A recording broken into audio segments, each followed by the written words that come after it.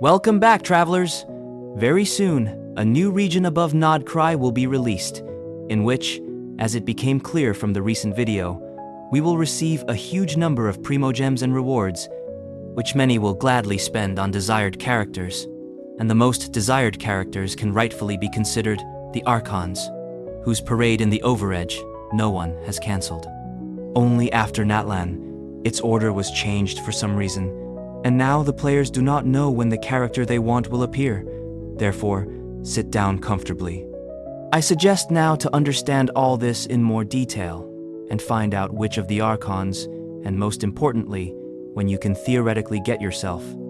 So it will be useful and interesting. Top up crystals from lootbar.gg. It's 100% safe and secure top-up platform for games like Honkai Star Rail and Genshin Impact. PS5 and Xbox players can also save up to 25% of the actual in-game price and 10% discount coupon. Besides Raiden Shotgun and Tevi at times are using for crystals. Go to Lootbar, select Genshin Impact, choose item, put UID, and select region. Then pay and get crystals. Get double the currency for first purchase. Link in description and pinned comment. Well, let's start in order with the first version of the region. So, as we know, the order of the Radar Archon with the exit to Natlan was changed for some reason. Previously, the order of the reasons of the Archons was quite simple and logical. So, before version 5.0 banner, they were released in the order of the release of the regions themselves. But after this update, building any patterns in their Archons does not make any sense, since they are now released when the developer wants it, without relying on any rules, that is, randomly.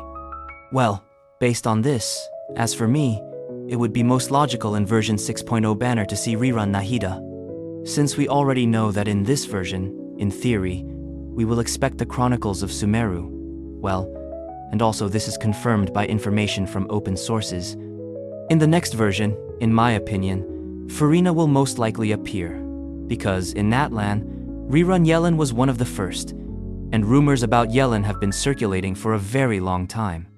Next in line, in my opinion, we should expect the banner of Zhongli, since according to preliminary calculations, around version 6.2 or 6.3, this year falls exactly on the Sea Lantern Rite Festival, and when, if not on the Geo Archon holiday, to release it. And now let's move on to the most interesting thing, namely, the release of the new main character version.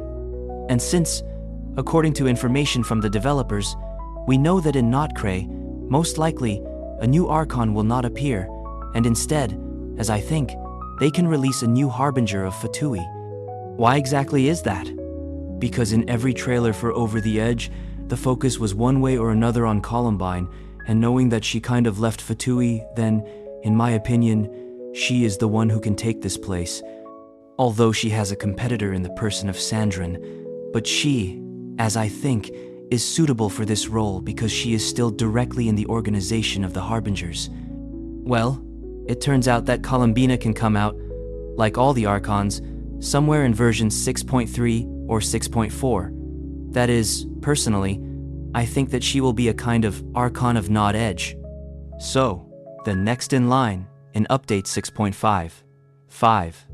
It is logical to see Venti, since the Windy Flower Festival should take place around this version, which is no secret, because this event always takes place on the same dates.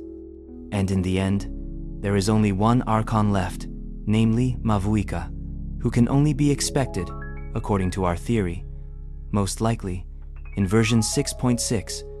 Well, in fact, yes, these are just ordinary guesses, although supported by quite weighty arguments, but still, in the end, it may turn out that some characters will change places or everything will be different.